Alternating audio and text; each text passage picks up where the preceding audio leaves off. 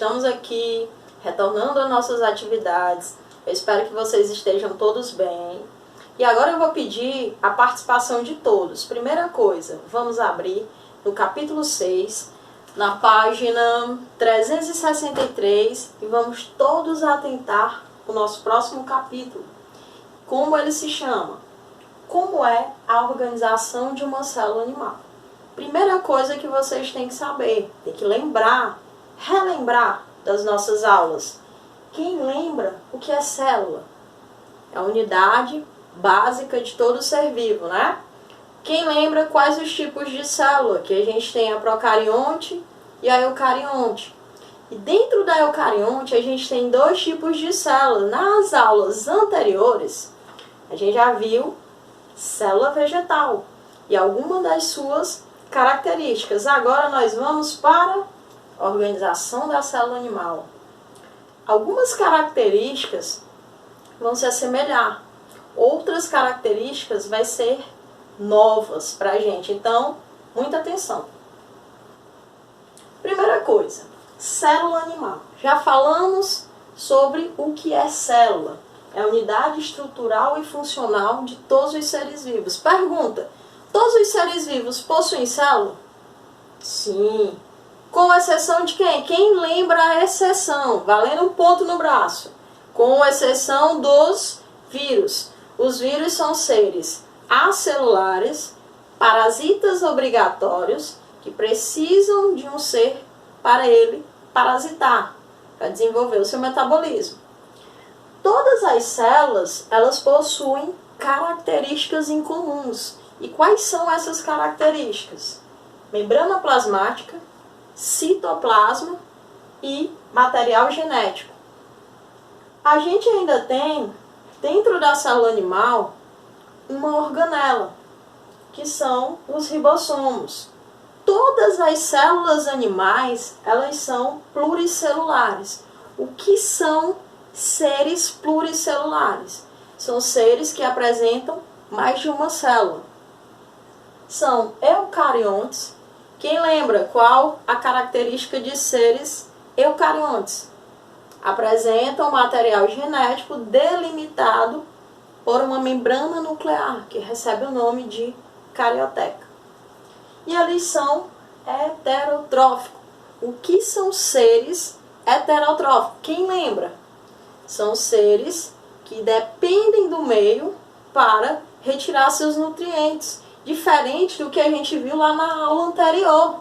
Sobre o reino vegetal, sobre as plantas. A gente viu o quê? Que elas realizam fotossíntese. Consequentemente, são seres autótrofos. Que é isso? Produzem seu próprio alimento, seus nutrientes. Aqui a gente tem a imagem da célula animal. Eu peço que vocês observem. No livro de vocês aí também a gente tem essa imagem. A gente pode ver a membrana plasmática, algumas organelas que a gente vai fazer o estudo delas. A gente tem o núcleo e o citoplasma, que é onde tem o citosol e as organelas estarão mergulhadas. Primeiro, a gente vai começar falando da membrana plasmática. A membrana plasmática, ela está presente em todos os tipos celulares. Então, todos os tipos de células vão apresentar membrana plasmática em sua composição. Ela é constituída por uma dupla camada de fosfolipídios, não rígida, que pode conter proteínas, colesterol e carboidratos em sua estrutura. Os fosfolipídios e as proteínas, eles se movimentam, como se fossem peças móveis de um mosaico. Daí vem a nomenclatura modelo do mosaico fluido. Membrana recebe esse nome. E esse nome ele foi sugerido por Singer e Nicholson em 1972. Muita atenção, 1972 veio esse modelo do mosaico fluido. Essa nomenclatura. Aí eu pergunto para vocês, quem sabe qual a função da membrana plasmática? Vou trazer aqui o nosso porteiro da escola. Para quê? Para a gente fazer uma associação de funções. Qual a função do porteiro da escola? Controlar quem vai entrar e quem vai sair da escola. Ele está lá, aperta o controle, abre o portão, deixa você entrar. Aperta o controle e deixa alguém sair. A membrana plasmática, a função é semelhante. O que a membrana vai fazer? Ela tem a função de permeabilidade seletiva. O que é isso? Ela vai controlar a entrada e a saída de substâncias na célula. E além disso, a membrana plasmática ela apresenta em sua estrutura o glicocálice, que ele é o conjunto de carboidratos que interagem com as proteínas que a gente tem. As glicoproteínas, essa nomenclatura que ele recebe. E quando ela interage com lipídios, a gente tem os glicolipídios, que atuam na proteção, na adesão e no reconhecimento celular. Muita atenção, gente! E aqui eu trouxe para a gente analisar, também tem aí no livro de vocês, a imagem da membrana plasmática. Eu quero que vocês observem que ela tem uma bicamada fosfolipídica, ou seja, uma camada em cima, uma camada embaixo, uma camada externa, uma camada mais interna. A gente tem as glicoproteínas, que é a associação das proteínas com os lipídios, glicolipídio com os carboidratos. Professora, e essa proteína, qual vai ser a função dela? Ela também vai auxiliar na passagem de substâncias. Lá na frente, a gente vai estudar funções mais específicas desses componentes. Mas nesse momento, para efeito de conhecimento, eu quero que vocês não esqueçam a função da membrana plasmática, que é controlar a entrada e saída de substâncias da célula. E aí, a gente vem para o próximo componente, o citoplasma. O citoplasma, ele está presente em todas as células e corresponde ao conteúdo delimitado pela membrana plasmática. Então, a membrana plasmática vai delimitar o conteúdo do citoplasma. Ele é formado por um líquido transparente, que tem a nomenclatura de citosol. E esse citosol, o que ele vai ter na sua composição? Água, proteínas, carboidratos e sais minerais. Elas encontram imersas. As organelas estão imersas nesse citoplasma, com forma e composição e função química específica. E aqui a gente vai ver algumas organelas, suas formas e suas funções que serão desempenhadas. Por não possuírem membrana nuclear carioteca, olha aqui, ó, os procariontes, eles apresentam DNA disperso no citosol. Prestem muita atenção. Todo mundo aqui tem que saber a diferença da célula procarionte para a célula eucarionte. Característica: célula procarionte, o material genético, encontra-se disperso no citoplasma. Aonde? Lá no citosol. E no citoplasma ocorrem reações químicas mais importantes para a manutenção da vida, como transporte de substâncias de um local para outro, isso acontece no citoplasma, síntese e decomposição de substâncias diversas, metabolismo energético, uma parte dele vai acontecer lá, na produção de ATP, quando estiver tendo essa produção, pode acontecer lá. Voltando aqui, eu quero que vocês gravem isso na memória de vocês. Célula procarionte. Material genético encontra-se disperso no citoplasma. Lembrando que a gente já viu isso. Qual vai ser a organela que eu vou encontrar aqui nos seres procariontes? Ribossomos. Aqui embaixo eu tenho uma célula eucarionte. Então aqui a gente já tem o material genético envolto por uma membrana nuclear, que recebe o nome de carioteca. Depois a gente vem para a diferenciação celular. Muito importante, muita atenção aqui. Após a fecundação, a gente tem o ovócito com o espermatozoide, ovócito, gameta feminino, espermatozoide, gameta masculino. Eles se encontram, formou o zigoto, do qual vão originar-se diferentes células do organismo. Vamos aqui na imagem, bonitinho, todo mundo acompanhando. A gente tem o ovócito, o espermatozoide vai encontrar o ovócito através do processo da fecundação, formou o zigoto. Ao longo do desenvolvimento embrionário, esse zigoto ele vai passar por inúmeras divisões celulares e vai aumentar de tamanho o embrião, mas sem alterar seu DNA. Ele vai sofrendo essas divisões celulares, vai aumentando de tamanho, mas seu DNA ele não sofre alterações. Isso significa que essas células elas vão ter os mesmos genes. O embrião vai dobrando o número de células com o passar dessas divisões. E aí a gente tem estágios de 2, de 4, de 8, de 32 células e assim sucessivamente. E aí a gente vai dar continuidade à diferenciação celular. No início do desenvolvimento embrionário, todas as células são iguais e não apresentam uma função específica. Daí o motivo delas terem o nome de células-tronco, porque elas não têm uma função específica e daí elas serem muito importantes, porque elas podem desempenhar várias funções. Porém, as células vão começando a se especializar e diferenciando-se, ou seja, vem a diferenciação celular com o passar do tempo. E aí, posteriormente, originam células distintas, quanto à sua forma e função, que é o que a gente chama de diferenciação celular.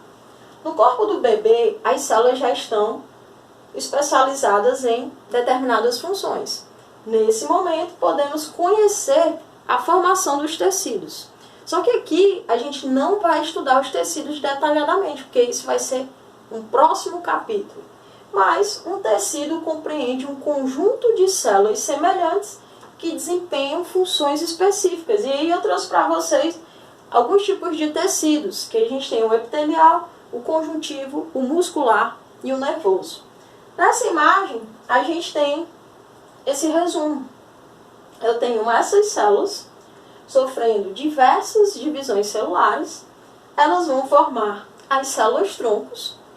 Formam as células-troncos, essas células-troncos que estão aqui, elas vão passar pela diferenciação celular, ou seja, elas vão começar a formar células com funções específicas. E aí, o que eu vou ter? Vou ter a formação de alguns ossos, músculos, células sanguíneas do fígado. E lá na frente, nos nossos próximos capítulos, a gente vai estudar isso aqui detalhadamente. A diversidade de células do nosso corpo. Um organismo ele pode apresentar muitos tipos celulares, como um núcleo arredondado, alongado, achatado, cúbico, com um ou com vários núcleos ou até mesmo sem núcleo. Essa imagem aqui, que tem também no livro de vocês, são tipos de tecido epitelial. Para vocês prestarem atenção, a gente tem os simples, tem um que é o epitélio cúbico, pavimentoso, cilíndrico. Para vocês observarem que a gente tem células de vários formatos, com variação estrutural. E cada uma vai desempenhar uma função específica.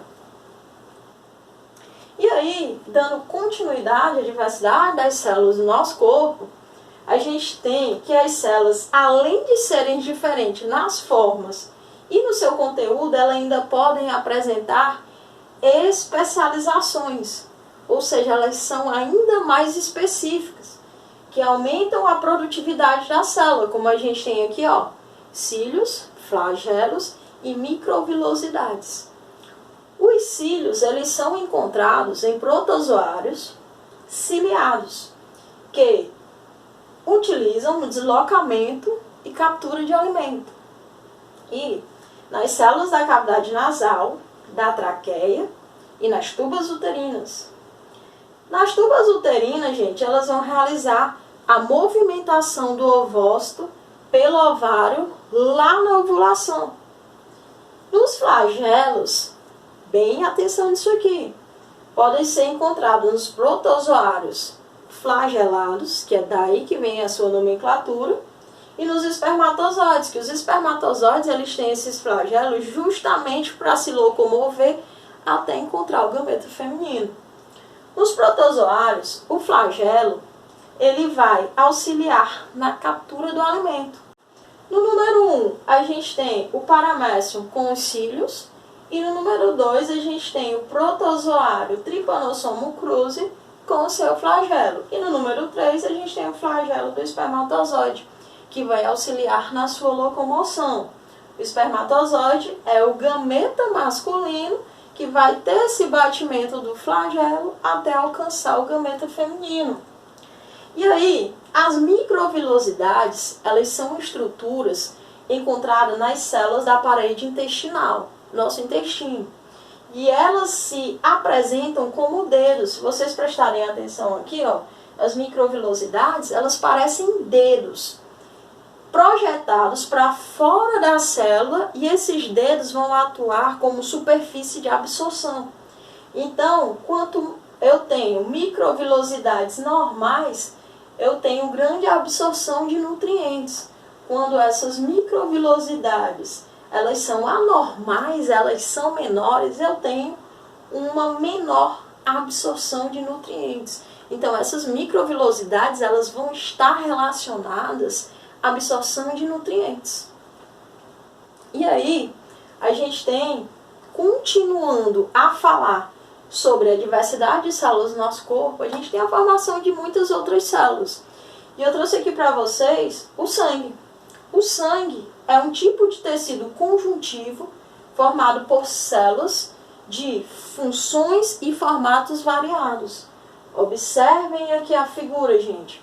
A gente tem as hemácias, a gente tem os leucócitos e a gente tem as plaquetas. São células sanguíneas. As hemácias são responsáveis pelo transporte de gases e não possuem núcleo. Não esqueçam, as hemácias são anucleares, enquanto os leucócitos, que realizam a defesa do nosso organismo, são células de formatos e tamanhos variados. Já as plaquetas, quem sabe a função das plaquetas? Minhas plaquetas estão insuficientes, qual o problema que eu vou ter?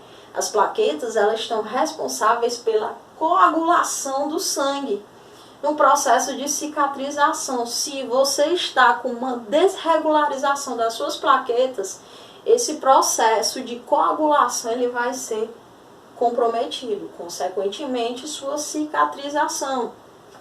Então não esqueçam, essas aqui são as principais células sanguíneas. E aqui eu trouxe a imagem para vocês. A gente tem aqui essa diversidade, tem as plaquetas, que ele trouxe um exemplo dos trombócitos, tem os glóbulos vermelhos, que são anucleares, e a gente trouxe que são, para quem não sabe, os glóbulos vermelhos são as hemácias. E os glóbulos brancos, que eles são divididos em 5 tipos. Não cabe nesse momento a gente apresentar a função de cada um, mas eu trouxe aqui para efeito de conhecimento de vocês. Tem no livro? Com certeza. Tem os basófilos, os neutrófilos, os eosinófilos, monócitos e linfócitos. Todos isso são células responsáveis pela defesa com funções específicas no nosso organismo. Ok, galerinha? E aí, a gente tem o nosso firmamento aqui. Vou deixar uma missão. Todo mundo responder a atividade da página 369 a 371, gabaritando as atividades finais. Eu vou deixar meu e-mail na descrição do vídeo e todo mundo vai encaminhar as respostas pra gente, ok? Na próxima aula a gente vai fazer correção das atividades. Abraço!